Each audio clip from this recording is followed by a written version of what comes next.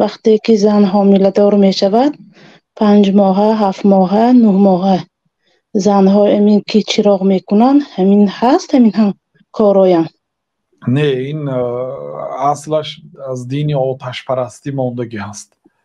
چراغی که در جاهای ما میکنن این شرک است.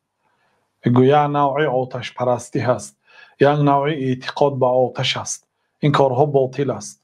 الله سبحانه و تعالی مشکل کشا هست.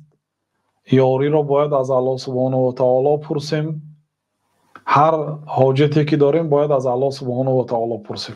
این کارها غالبا در بین همین کارها شرک دارد، یعنی به الله تعالی یک چیز شریک میبیارن و کسی که به الله تعالی یک چیز شریک آورد از دین اسلام میبرد. غالبی آن چراغچی ها همش یا فالبین است یا جادوگر است. اما کینچی ها بسیارش به الله تعالی شریک میبرن، یعنی که مسلمان نیست اونا. اگرچه یک کمپیری مثال ظاهرا مسلمان است ولی مسلمان حساب نمیشه. اونا جادوگر هستند. همین چراغ میکردگی ها، همین آبی چیلتن نوشیدگی ها، اینا همش مسلمان نیست. افسوس که کسی همونا مجبور کرده اگر همین آبی چیلتن نخوری تو کسل میشی، کسلی بردوام میکنه، تو باید همین کنی. گفته بیچاره ها بی سواد هستن، قبول کردین دیگر همین کارهای کرده میگردن. این چیزای بدعت و خرافات و بعضی شرک است. بنابراین کسی مادرش میخواد چراغچی و علاوچی و همین کارا باشد گردانتون نکنید. این کارا بگذار جن ها آمده عذاب دهد، بگذار بیمار شوند، بگذار عذاب کشند، ولی از دنیا مسلمان وفات کنند. وقتی که به گوارا میبندید لولک چرا وای بیام همون زنها میبیان هم خیلی چراغ ها رو میکنن و به گوهارا میبندن.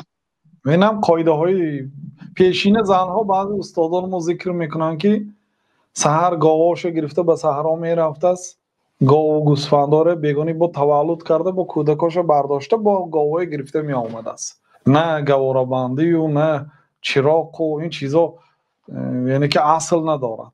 خیلی اونا این دلالت با قوت بودن زنهای پیشینه میکنند. لیکن مقصد اساسی این قاعده ها نیست که باید به گهواره یک زنی که الهیده بیاید بندد 10 قاعده رو اجرا کند برای وی صرف و خراجات یا معرکه الهیده. این چیزا نیست. این قاعده ها رو من مثال شما روز اکثریتتون در کشور روسیه زندگی میکنید نکنید، همین بهانه ترک کنید. نیست. همین تو تولد شد عقیقه کنید. اینه 2 گوسفند میکشید پخته میخورید. این یک معنا دارد. یک گوسفندی تر و تازه میخورید، خیش و تبارا جمع میشن، یک خورسنده میکنید، باقی موندهش ذخیره میکنید. مثلا این تو یک خیر است، یک اعلان است که ما فرزنددار شدیم. آدم ها آمده تبریک میکنن، دعا میکنن، خیر است. همین گدی وقتی که با خاندار کردید با مردم فریاد میکنید، با آمده یک مبارک بادی میکنن، دعا میکنن که الله نیکای آنهای مبارک گرداند، با خیر است. اما از این کارهایی که دیگر کارهایی که چراغ و این معرکه هایی که زنها پیدا کردن اینا همش بافته شده از جانب خداشون است، به شریعت ربط ندارد.